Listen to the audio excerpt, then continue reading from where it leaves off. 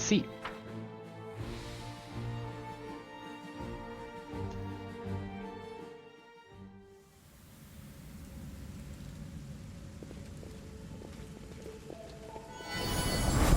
What? Kenabres burns, the city that should never have fallen. Fate shows no mercy.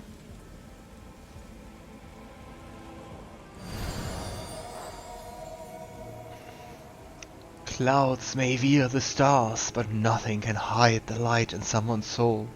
And I see this light in you.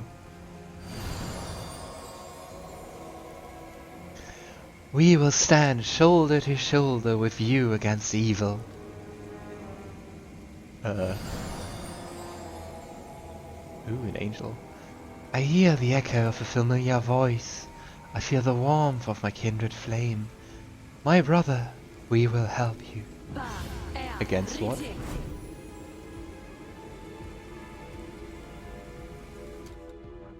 Huh. Angelic aspect.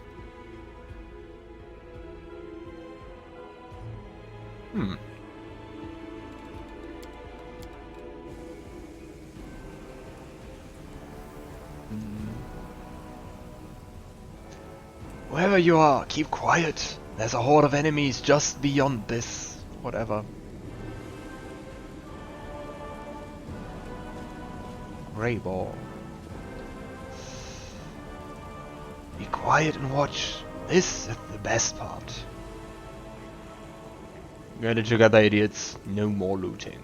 You are all to sit tight here and wait for the order to attack the defender's heart. It's the last bastion of the Crusaders' resistance. We'll flatten them and claim our victory. Into the abyss with all Crusaders and the defender's heart. Killers, the city's ours already. Now it's time to enjoy the spoils. Split up into groups quickly. I'll tell you where to go and what to bring back. Faxon, you idiot. Go back to Baphomet. He must be missing his lapdog. Everyone here will be following my orders. I'm in charge. We won't submit to you, you dirty Deskari. Keep out of this, killers, or I curse all your extremities to wither and drop off. Everyone, listen to me. What we're going to do is... Looking for a fight, Faxon? Well, you've got one.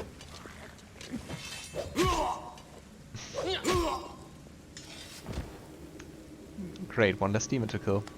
Had enough worm. I'm in charge here. Killers are the strongest. No looting. Only slaughter. We're going to sit here and wait for the command to attack. The defender's heart will fall. So I'd right stay about... away from there right now. The tower is the main stronghold of the Templars of the Ivory Labyrinth and their allies. Going up against that many of them would be suicide. I have a better idea. Interesting. He seems to be important. He has both a portrait and a voice. The grim-faced dwarf with a thick head of black hair holds a finger to his lips. Then he points at the enemies and whispers. If the demons and their mortal agents were better organized, the Crusaders would have been crushed long before now. But they're always trying to spread in every direction. Right now, in every corner of the city, there are demons like Kylus who are trying to consolidate their forces to launch a joint attack on the Defender's heart. Who exactly are you? Greybor. I'm a contract killer who's been hired to kill that demon that just walloped that other one. I've tracked him all the way here, and was planning to kill him when that crowd showed up, so I had to pull back.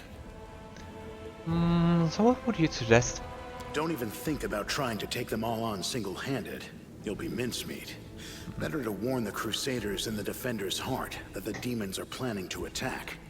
And later, once the attackers have been taken care of, it'll be much easier to sweep through this tower and eliminate the Defenders left behind. Like when dueling with rapiers. One doesn't lunge, but waits for the opponent to strike and leave themselves open. Yeah, exactly like that. Greybor's eyebrows shoot up, as though he wasn't expecting to hear such words from the delicate young lady. He nods anyway. Or like in cards, wait for your opponent to play his hand, and then dive under the table, grab the pot, and run. That's very different.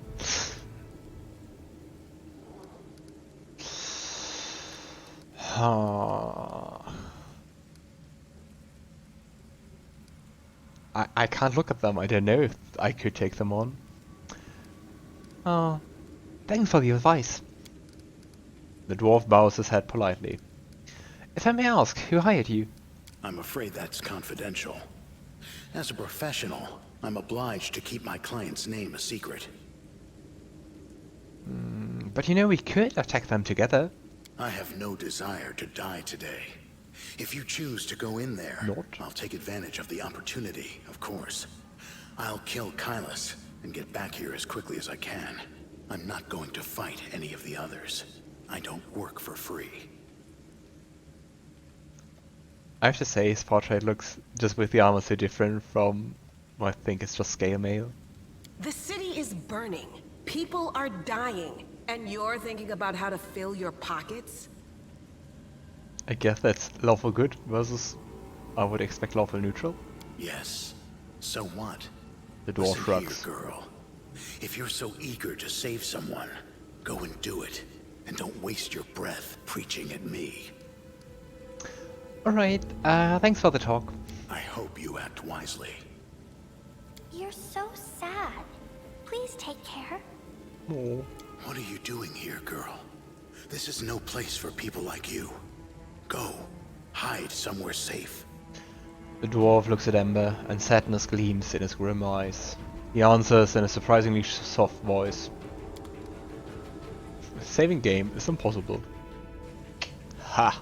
You see that?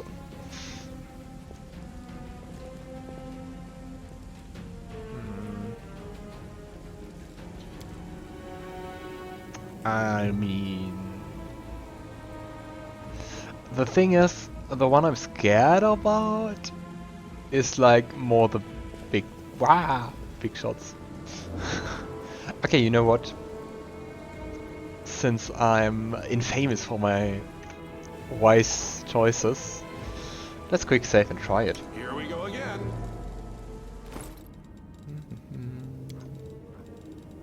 And otherwise, let's just load. I would love to just throw a fireball in there, All ears. but I don't think I have anything like that. I'm here. Where Okay, else would let's I be? just prepare. So is restless.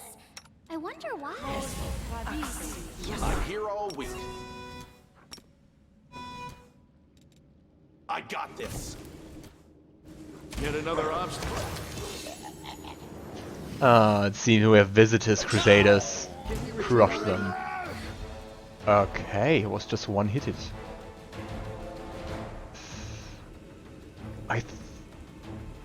I mean, lots of enemies, but most of them don't seem to be too strong. The Inheritor, guide my blade! Okay, let's try to do it wisely.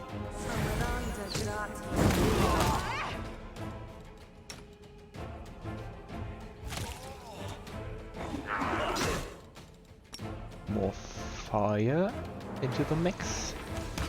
Come on, come on, come on.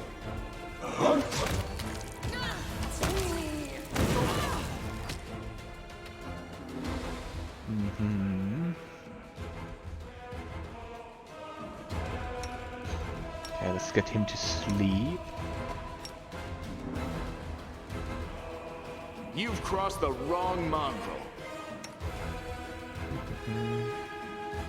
Oh, now I can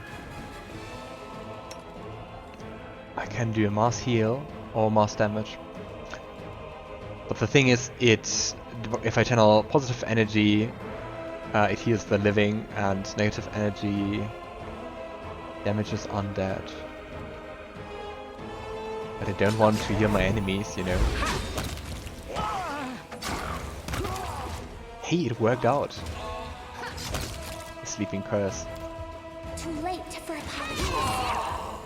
Nice. That went well.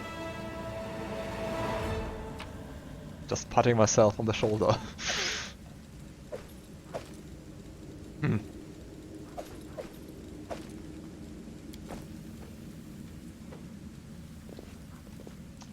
Right.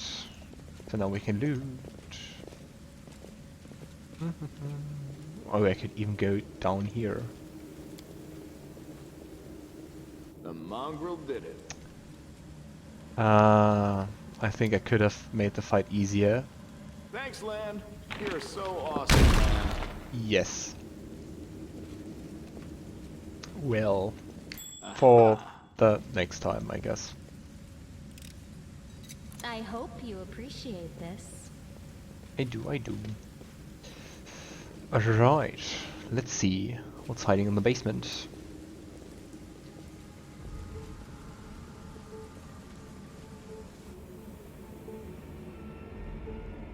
Can't make the demons wait. Creepy music is hiding.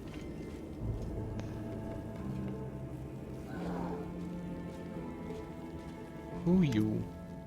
Thelma. A pale and frightened half-elf looks at you warily. His face is twisted in a grimace like he just ate something slimy. Hey, who are you? Praise Baphomet. What are you doing here? Did Faxon send you? I heard a noise outside, but I was busy making a list of the relics. Did something happen?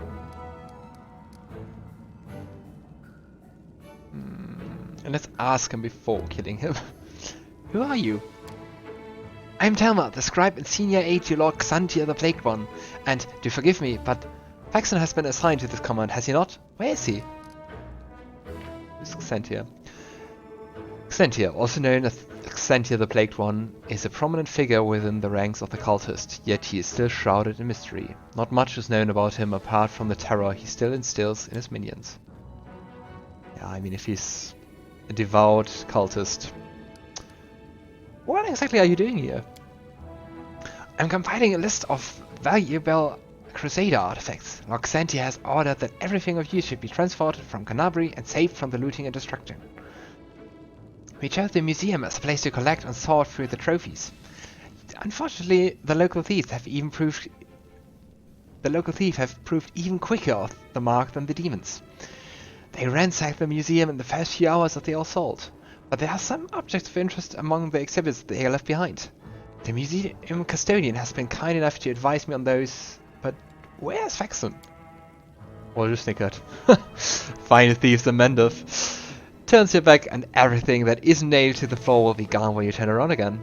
The demon have no chance against them. Masters of our trades, we are. There you go, bragging again, dummy. Thieving has never led to anything but harm, trust me. If you fought the way you thieve, now that might be useful. No, thanks. Every person has their calling, and this is mine. But imagine if you fought as well as we thieve. So where exactly is the museum custodian? Still alive? Over in the gallery, I deceived him. I told him I was a crusader. It wasn't difficult, the old geezer is out of his mind, so tell me, where's Faxon? Yeah. Well, get your hands off the Crusader, Alex. Ugh. The half-elf leaps back nimbly, pulling a sheaf of papers from his back as he goes. No, I have valuable letters from Lord Xantia here. I must destroy them. Ah, dang it. The cultist balls the pages up in his fist and shoves them into his mouth, then begins furiously chewing like a hamster. Why can't I kill him before? Meh. A moment later, the half-elf's eyes bulge and he opens his mouth, which is stuffed with masticated paper. He tries to cough, but nothing comes out. The failed servitor looks at you in desperation. His eyes are streaming, his face is growing paler by the second, and he falls to his knee. A strangled wheeze emerges from behind the wad of white paper. His expression wears from hilarious to grotesque as he signals to you for help. Want some salt or pepper with that? Now, I've never tried eating paper myself, but a little seasoning goes a long way, whatever the help.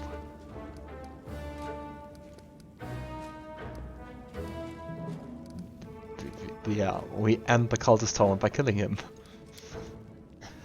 A merciful blow ends the helpless half-elf's life. This is undoubtedly a far kinder death than suffocation.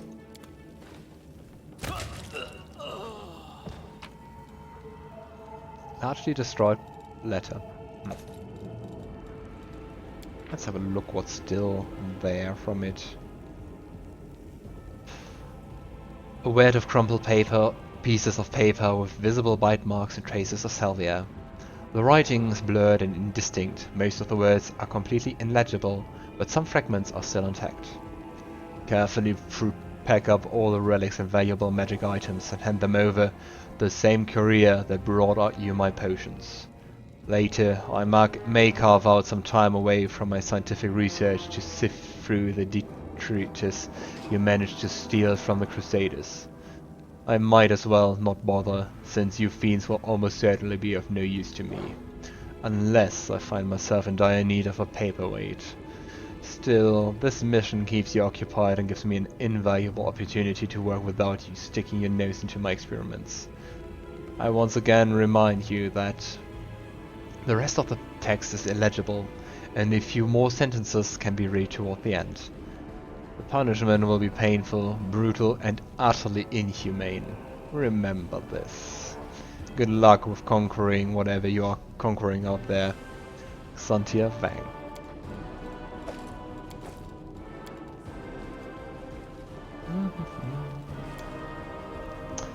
This copper vessel and the all inside it was sanctified by Relus, priest of iomedae, and faithful crusader. This item was donated to the museum by Relus Fellows in Arms.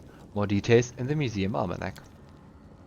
This helmet belonged to Bethistus Scrosha, Paralictor of the Order of the Gate and one of the first Hell Knights to serve his duty as a crusader. This item was donated to the museum by Queen Galfrey. More details in the museum almanac. The wand of the famous mage Zacharias, who made his name during the heroic and tragic siege of the Lost Chapel. This item was donated to the museum by Zacharias' apprentice, Mage Taldan. More details. This is a claw taken from Tyrendolef, the silver dragon and protector of Kenabres. It was cut off by demons when Tyrendolef heroically saved a group of ambushed crusaders from certain death. This item was donated to the museum by the town hall of Kenabres. And there are no more details to be found. Ah, there's the almanac. Oh boy, oh boy. Gallery exhibits. Among the cloudy colossi. In this picture, the two angels, Targon and Lariel, are chasing and fighting in deadly Vrolikai demon in the air, several miles above the Worldwound. After this battle, the skull of the slain demon was long displayed as an artifact in one of Dresden's inner towers. Sadly, this relic did not survive the fall of the city. Farewell to Sarkoris. Iliandra, the legendary priestess of Pulura, watches the city of Is crumble into the freshly opened Worldwound. A caravan of desolate refugees desperately fleeing to seek salvation in Mendif can be seen behind her. Crusader Queen. A copy of the famous embossed bas-relief originally created by Master Derek Sunhammer. Young Queen Galfrey is portrayed personally, leading her crusader into battle on the 1st of Abadius 4624 during the First Crusade. Here we stand and will not take a step back. Hand of the Inheritor, the Herald of iomedae, is depicted placed in the first ward stone among the fortification of Kenabres. None will escape my all-seeing eye. Inquisitor Harun fights a shadow demon that he exorcised from a soldier's body. Seat of Grief, a view of the infamous Heaven's Edge estate. This is the place where most of Mendevian aristocratic society at once fell prey to supernatural plague unleashed by the demons. Guess that may be connected to the Aran days? A world long gone. A thematic collection of various artists' works on everyday life in Sarkoris before the opening of the Worldwound. The first triptych is dedicated to the funeral rituals held at the Pelura's Fall Temple for the deceased chieftains. The next cyclus of miniatures depicts various scenes from a woodworker's workshop. Woodworker's workshop. Say that 3 times. This form of craftsmanship held almost sacred status in Sarkoris. Several views of the city of Is, the masterpiece of Sarkorian architecture, can be seen in the following series of engravings. Finally, the last painting, The Threshold Prisoners, portrays a group of spellcasters imprisoned in the infamous prison tower. The origin of the picture is unclear, but the woman in shackles that can be seen in the background is widely believed to be the betrayer of humanity, Arilu Vorlish herself. Yaniel by a fountain. This painting is attributed to Denizar Roche, a soldier from the garrison of Kenabres. Denizar was not a professional artist, yet she had one advantage over the professionals who created later portraits of Yaniel the Blue-Eyed. The heroine of the First Crusade set for this unique picture personally, which undoubtedly gives it a much greater historical value. Yaniel is caught during a rare moment of repose near a fountain in the city. The portrait was presumably painted from life over the summer of 4637, 1 year before Yaniel's heroic death during the Battle of Dresden. Reliquary exhibits. Yeah, let's skip those. We read at least some bits and parts of them. And the archivist just stands beside us. The old man looks around, absent-mindedly shrinks away as you get closer. His head seems to shake uncontrollably, but his hands are surprisingly deft and assured as they level a magic wand at you. Stay back! Which are you, robber or demon? Hey, take it easy, Gramps. So, that's the way, is it, huh? You see horns and you think of thief or demon? Quit scaring the old man, dummy. Have you seen your horns? They... I should have hit this. Don't exactly inspire trust in a city that's currently overrun by demons. Hey, there are horns and there are horns. Don't worry, I'm not going to hurt you. The old man goggles at you in terror, but he doesn't lower his wand. A rustling comes from somewhere behind him. Rats. The old man wheels around fearfully and peers in the direction the sound came from. The hand holding the wand gradually falls to his side. When he turns back to you, there's no fear in his expression, only vague confusion. You... I'm sorry, I was distracted. What were we talking about? Okay, first thing first, who are you? The old man lowers his wand in confusion. I think... His expression grows distraught and mournful, as though he is on the verge of crying. I forget... His gaze falls on a piece of cloth carefully stitched to his cloak, which reads Teldon, Tower of Estrod Museum Custodian. Ah! I am Teldon, the custodian here. My memory isn't what it once was. My faculties are failing me, but at one time my mind could cut like a diamond. I was a battle mage, one of the few who survived the Battle of the Lost Chapel. But I'm an old man now. Sometimes I set down my keys one moment and the next I can't remember where I put them. With a pleased smile, the old man pulls a hefty set of keys from his pocket and proudly shows them to you. Here they are, my keys, my little lovelies. I would never give you away to anyone. Remembering himself, the old man hastily stows the keys back in his pocket. What exactly are the keys for? Oh, these keys are for everything. Can open every door on the Tower of Estrod with these. The museum custodian on duty must carry these keys at all times and never be parted from them, not even for a second. And why is that? Because if the keys were left unattended, they would be pinched by thieves, wouldn't they? Thieves who'd strip the museum of all its treasures. Sounds like an idea. What are you looking at me, or what are you all looking at me for? Woljif exclaims indignantly, even though no one is looking at him. Do you want to give me the keys? Out of question. According to the museum's protocol, the custodian does not have the right to hand over the keys to another. I am personally responsible for the safety of the exhibits and the storeroom.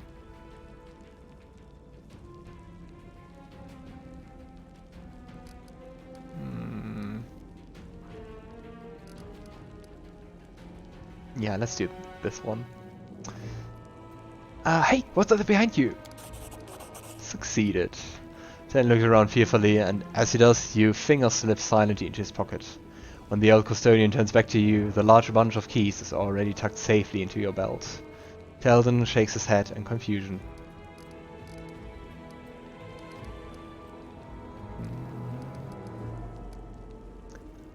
Why exactly did the demon spare you?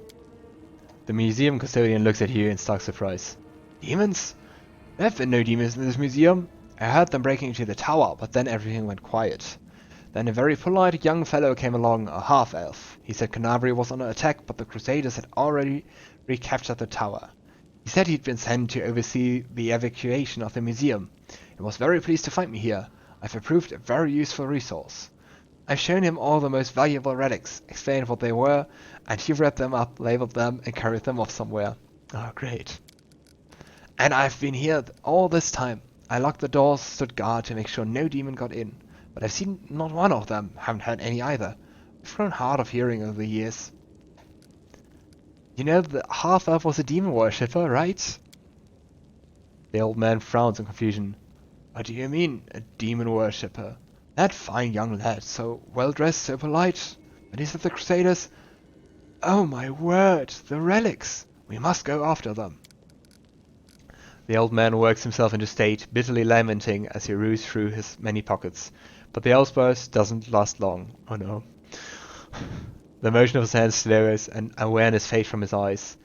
He stares off into the distance and then looks at you, wet his lips and sheepishly inquires, "Sorry, did you say something?"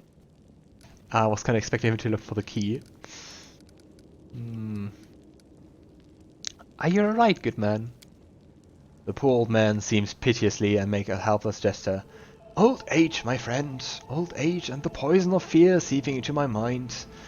But both have turned me from a crusader and battle mage into the sorry specimen you see before me. This museum is all I have. Whenever I forget who or where I am, I just read the exhibit labels. They are of the past, just like me. And now some ruffian have ransacked this place. I'm frightened, my young friend. I'm very frightened.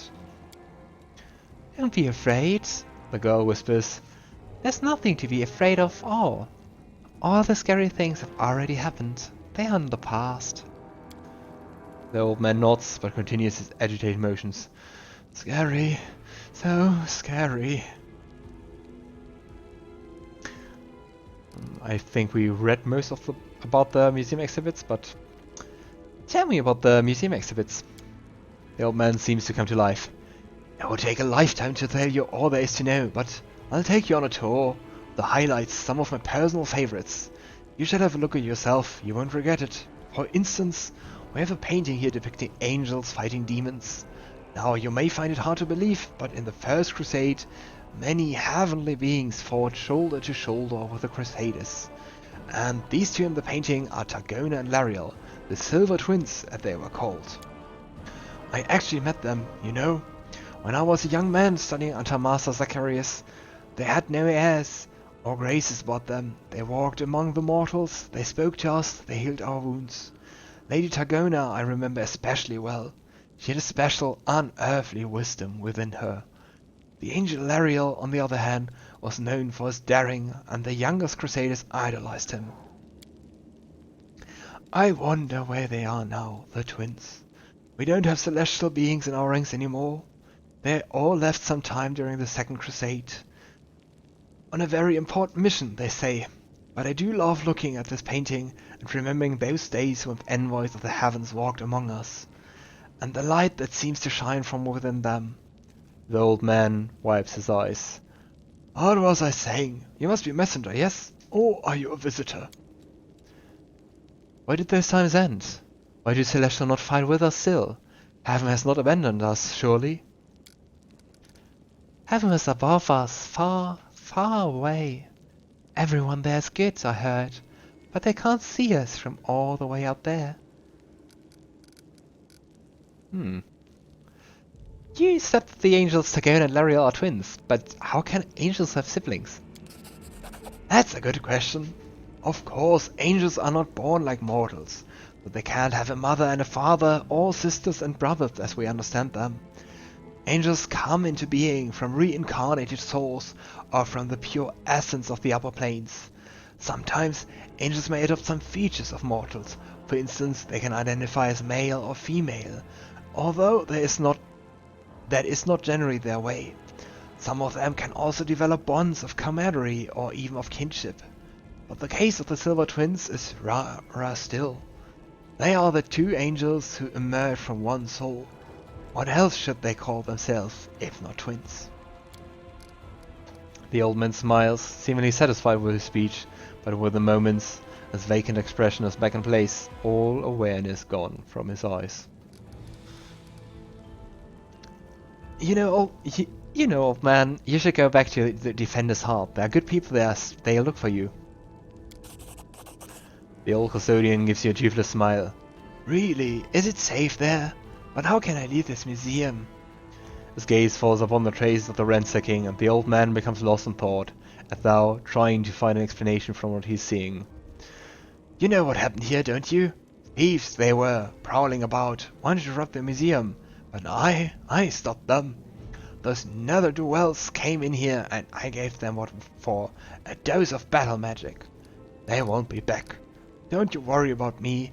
I may be old, but I can still hold my own. And I'm yawning. Alright then, take care and see you around. The old man's bewildered gaze follows you as you go.